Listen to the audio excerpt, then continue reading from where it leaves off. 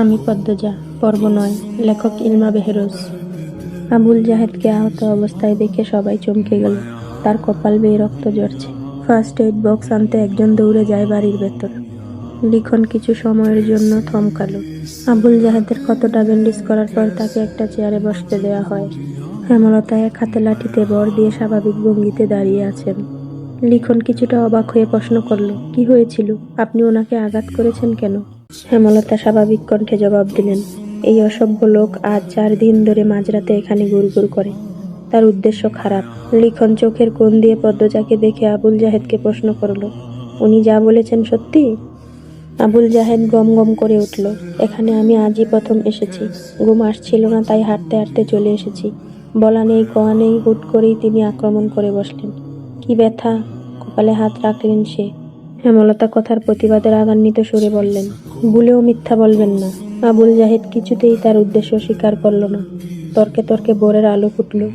হেমলতা কঠিন করে জানিয়ে দিয়েছেন, আজই এই বাড়ি ছাড়তে হবে। হেমলতার সিদ্ধান্ত শুনে দলটির মধ্যে আতঙ্ক ছড়িয়ে পড়ে।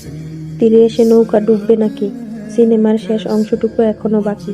শর্ত অনুযায়ী আরো 10 দিন সময় আছে। দলের একজন বয়স্ক অভিনেতা এই সিদ্ধান্তের প্রতিবাদ করলে হেমলতা জবাব দিলেন, আমার 3টা মেয়ে, নিরাপত্তা দিতে পারবেন? একটা পুরুষ মানুষ রাতের আঁধারে যুবতী মেয়েদের ঘরের পাশে ঘুরঘুর কেন করবে? কিসের ভিত্তিতে? কাউকে কথা বলার সুযোগ না দিয়ে সবাইকে এড়িয়ে লাহারি করে চলে গেলেন হেমলতা। এদের সঙ্গে তর্ক করে শুধু সময়ই নষ্ট হবে। আবুল জাহেদের দ্রুত চাহনি তার নজরে এসেছে বারংবার। প্রথম রাতে পায়ের আওয়াজ শুনে চিনতে পারেননি। পরদিন সন্দেহের তালিকায় থাকা 4-5 জনকে অনুসরণ করে তিনি নিশ্চিত হন, রাতে কে লাহারি ঘরের পাশে হেঁটেছিল। ঘরের ডান পাশে পলিথিন কাগজ দিয়ে ঢাকা তুষের স্তূপ রাখা আছে। অসাবধানতায় আবুল জাহেদের কাদামাখা জুতা তুষের স্তূপে পড়ে যায়, তাই তুষ লেগে যায় জুতায়। তুষ বাড়ির আর কোথাও নেই, তাই ব্যস্ত হয়ে তুষের স্তূপের কাছে এসে দেখেন একজোড়া জুতার ছাপ। সেই জুতা যখন আবুল জাহেদ পরল, তখন তিনি পুরোপুরিভাবে নিশ্চিত হলেন শেয়ালটা আসলে কে। শুটিং দলটার মধ্যে একটা হাহাকার লেগে গেল। বেশ কিছুক্ষণ তারা নিজেদের মধ্যে আলোচনা করলো। হেমলতাকে কিছু বলে লাভ নেই, তা প্রত্যেকে বুঝে গেছে, তাই সবাই মোর্শেদকে ধরল। বিনিময়ে তারা আরো টাকা দিতে রাজি আছে। হেমলতার ধমকের বারে তখন চুপ হয়ে গেলেও টাকার কথা শুনে মোর্শেদের চোখ দুটি জল জল করে ওঠে। ঘরে এসে হেমলতার সঙ্গে তুমুল ঝগড়া শুরু করে দেন। হেমলতা প্রথমে কিছুতেই রাজি হননি, তবে শেষ অবধি নিজের সিদ্ধান্তে অনড় থাকতে পারলেন না। দলের কিছু ভালো মানুষের অনুরোধ ফেলতে বেশ অস্বস্তি বোধ করলেন। 10 দিনের বদলে 5 দিন সময় দিলেন। যতক্ষণ এরা বাড়ি না ছাড়বে তিনি শান্তি পাবেন না।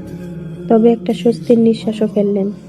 ভাগ্যিস কোনো ঘটনা ঘটার আগে ব্যাপারটা সামলানো গেছে। বেশ গরম পড়েছে আজ। পদ্মজা পাটিতে বসে মনোযোগ দিয়ে মুন্নাকে শেখাচ্ছে কাকে কি ডাকতে হবে। আমায় ডাকবি বড় আপা, মুন্নাকে ছোট আপা। আর প্রেমা তো তোর সমান, তাই প্রেমা ডাকবি। দুজনে মিলেমিশে থাকবি, বুঝেছিস? হ, বুঝছি। আম্মাকে তুইও আম্মা ডাকবি। আমাদের আব্বা আম্মা এখন থেকে তোরও আব্বা আম্মা, বুঝেছিস? মুন্না বলল, হ, বুঝছি। হেমলতা রান্না রেখে উঠে আসেন। মুন্নাকে বলেন, শুদ্ধ ভাষায় কথা বলবি, তোর পদ্ম আপা যেভাবে বলে। মুন্নার সরল স্বীকারোক্তি, কই আমনে? পদ্মজা বলল, কই আমনে না, বল আচ্ছা বলবো। মুন্না বাধ্য ছেলের মতো হেসে বলল, আচ্ছা বলবো। হেমলতা হেসে চলে যান। মুন্না রুম থেকে মুন্নাকে ডাকল, মুন্না রে। হ সুডু আপা। পদ্মজা মুন্নার গালে আলতো করে থাপ্পড় দিয়ে বলল, বল জি ছোট আপা। মুন্না পদ্মজার মতো করেই বলল, জি ছোট আপা। পদ্মজা হাসল। মুন্না বলল, তোর নাম পাল্টাতে হবে। আমি তোর নতুন নাম রেখেছি। কেরে? নাম পাল্টাইতাম কেরে? পদ্মজা কিছু বলার আগে মুন্না প্রশ্ন করল, আচ্ছা এই কথাটা কেমনে কইতাম? পদ্মজা হেসে কপাল চাপড়ায়, এই ছেলে তো আঞ্চলিক ভাষায় বোধ হয়ে আছে। মুন্না বলল, তুই এখন আমাদের ভাই, আমাদের নামের সঙ্গে মিলিয়ে তোর নাম রাখা উচিত, উচিত না? মুন্না দাঁত কেলিয়ে হেসে সায় দিল, হ, এই জন্যই তোর নাম পাল্টাতে হবে। আজ থেকে তোর নাম প্রান্ত মোড়ল। সবাইকে বলবি এটা, মনে থাকবে? হ, মনে রাহাম। বল আচ্ছা মনে রাখবো। আচ্ছা মনে রাখবো। এইদিকে দুপুর গড়াতেই হাজেরা এলো। সঙ্গে নিয়ে এসেছে বানোয়াট গল্প আর বিলাপ। ইশারা ইঙ্গিতে সে লাউ চাইছে। মুর্শেদ গতকাল সব লাউ বাজারে তুলেছেন, গাছে আর মাত্র একটা লাউ ছিল। এদিকে ঘরে চিংড়ি মাছও আছে। প্রান্ত লাউ দিয়ে চিংড়ি খাওয়ার ইচ্ছে প্রকাশ করেছেন বলে হেমলতা ছেলের ইচ্ছে পূরণ করতে হাসি মুখে শেষ লাউটা ছিঁড়ে এনে ঘরে রেখেছেন। এখন আবার হাজেরা এসেও লাউ চায়। কেউ কিছু চাইলে হাতে থাকা সত্ত্বে হেমলতা কাউকে ফিরিয়ে দেন না, আজও দেননি। তিনি হাজেরাকে হাসি মুখে লাউ দিয়ে দিলেন। হাজেরা সন্তুষ্টি প্রকাশ করে চলে গেল। পদ্মজা মায়ের দিকে অসহায় চোখে তাকালো। প্রান্ত এই বাড়িতে এসে প্রথম যা চাইল তাই পেল না। হেমলতা পদ্মজার দৃষ্টি বুঝেও কিছু বললেন না। প্রান্তকে ডেকে কোলে বসালেন। ছেলেটাকে দেখতে বেশ লাগছে। দুপুরে তিনি গোসল করিয়েছেন। মনে হচ্ছিল কোনো ময়লার স্তূপ পরিষ্কার করা হচ্ছে। জন্মদাতার মৃত্যু প্রান্তর ওপর বিন্দু মাত্র প্রভাব ফেলল না। এজন্য কেউই অবাক হয়নি। বাপ ছেলে শুধু রাতেই একসঙ্গে থাকা হতো। অনেক রাত প্রান্ত একাই থেকেছে। এতটুকু ছেলে কত রাত বয় নিয়ে কাটিয়েছে। হেমলতা আদুরে কণ্ঠে বললেন, একটা গল্প শোনাই, শুনবি? শোনাও। পদ্মজা প্রান্তর বাসার বুল ধরিয়ে দিল। শোনাও না, বল শোনাও আম্মা। প্রান্ত মাথা কাত করে হেমলতাকে বলল, শোনাও আম্মা। আম্মা ডাকটা শুনে হেমলতার বুক বিশুদ্ধ ভালোবাসায় ছেয়ে গেল।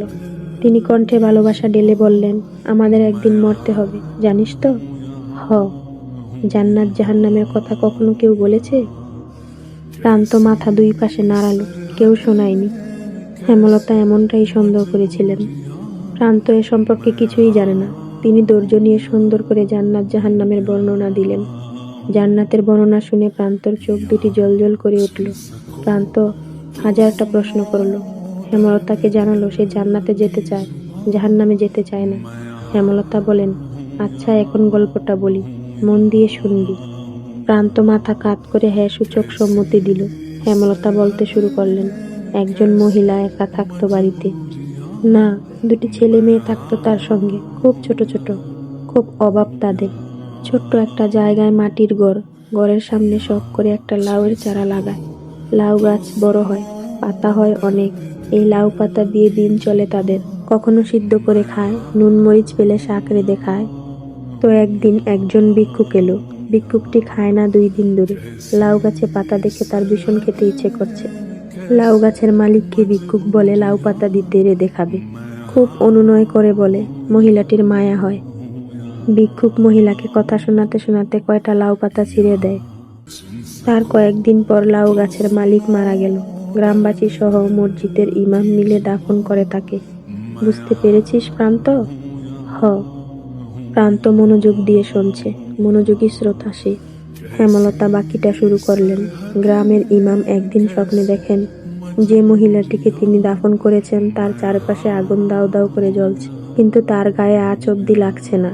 মহিলাটিকে ঘিরে রেখেছে লাউ পাতা, তাই আগুন কাছে ঘেঁষতে পারছে না। ওই যে সে ভিক্ষুককে নিজের একবেলা খাবারের লাউ পাতা দান করেছিল, সেই লাউ পাতা এখন তাকে কবরের শাস্তি থেকে বাঁচাচ্ছে। জাহান্নাম থেকে বাঁচতে আমাদের অনেক ইবাদত করা উচিত। তার মধ্যে একটি হলো দান। সামর্থ্য অনুযায়ী দান করা উচিত, কাউকে ফিরিয়ে দেওয়া উচিত না। বোঝা গেছে? হ, বুঝছি। আমিও অনেক দান করাম। করবি, অনেক বড় হবি জীবনে, আর অনেক দান খয়রাত করবি। আচ্ছা প্রান্ত, এখন যদি কোনো অভাবী এসে বলে তোর লাউটা দিতে, তুই কি করবি? প্রান্ত গম্ভীর হয়ে ভেবে বলল, দিয়া দিয়াম। একটু আগে একজন মহিলা এসেছিল, দেখেছিস? হ, দেখছি। সে খুব গরিব, বাড়িতে ছোট ছোট বাচ্চা আছে। এসে বলল লাউ দিতে, তাই তোর লাউটা দিয়েছি। এজন্য কি এখন তোর মন খারাপ হবে? লাউডা তো তুমি দিছ, তাই তোমারে আগুন থেকে বাঁচাইব লাউডা। লাউটা আমি দিলেও তোর জন্য ছিল, তুই এখন খুশি মনে মেনে নিলে লাউটা তোকেও আগুন থেকে বাঁচাবে। হেমলতার কথায় প্রান্তর চোখে মুখে তৃপ্তি ছড়ায়। পরপরই মুখ গম্ভীর করে প্রশ্ন করল, একটা লাউ কেমনে বাঁচাইব আমারে?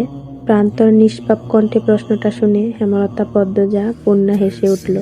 পদ্মজা বলল, কয়টা পাতা অনেকগুলো হয়ে মহিলাটাকে বাঁচিয়েছিল, তেমন একটা লাউ অনেকগুলো হয়ে তোকে বাঁচাবে। প্রান্ত একটার পর একটা প্রশ্ন করেই যাচ্ছে। হেমলতা হেসে হেসে উত্তর দিচ্ছেন।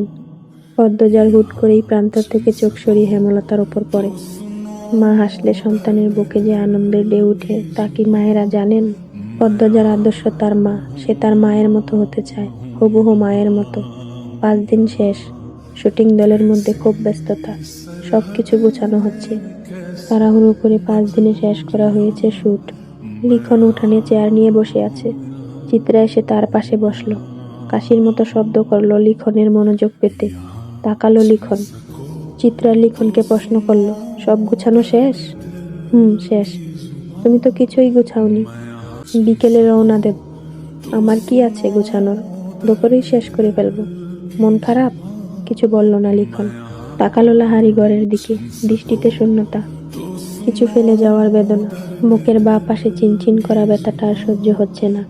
চিত্রা হাত ঘড়ি পড়তে পড়তে বলল, ছোট বোনের সমান বলে ঠোঁট বাঁকিয়েছিলে, এখন তার প্রেমেই পড়লে? লিখন কিছু বলল না, তবে দীর্ঘশ্বাস ছাড়ল। চিত্রা বলল, পদ্মজা কিন্তু অনেক বড়ই, শুনেছি আগামী মাসে ওর 17 বছর হবে। এই গ্রামে 17 বছর বয়সী অবিবাহিত মেয়ে হাতে গোনা কয়টা? পদ্মজার 90% সহপাঠী বিবাহিত। তাছাড়া খুব কম মেয়েই স্কুলে পড়ে। চিত্রার কথা আগ্রহ করে লিখন বলল, তোমার বিয়েটা কবে হচ্ছে? ভগবান চাইলে বছরের শেষ দিকে। কিছুক্ষণের মধ্যে সবাই ঢাকা রওনা দেবে। হেমলতা ও মোরশেদ বিদায় দিতে এসেছেন। দলটার 3-4 জনের চরিত্রে সমস্যা থাকলেও বাকিরা খুব ভালো।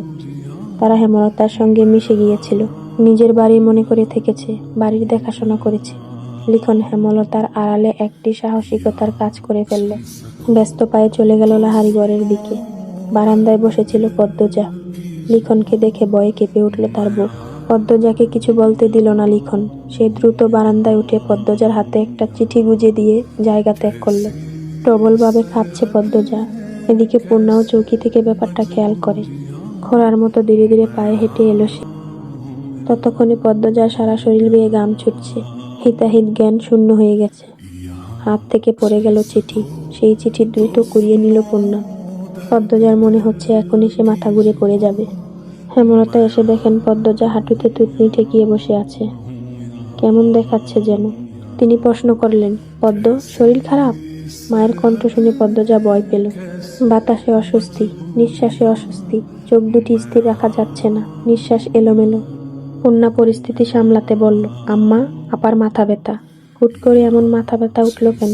পদ্মরে, খুব ব্যথা? পদ্মজা অসহায় চোখে পূর্ণার দিকে তাকালো। ডান হাত কাঁপছে অনবরত। হেমলতা চোখ ঘুরিয়ে 2 মেয়েকে দেখলেন। এদের হাবভাব হঠাৎ সন্দেহজনক লাগছে। তিনি কঠিন স্বরে প্রশ্ন করলেন, কি লুকাচ্ছিস দুজন? কেউ এসেছিল? মায়ের প্রশ্নে পদ্মজার চেয়ে পূর্ণা বেশি ভয় পেল। হাতের চিঠিটা আরো শক্ত করে চেপে ধরল সে। কি লেখা আছে এতে? না পড়ে এই চিঠি হাতছাড়া করবে না সে।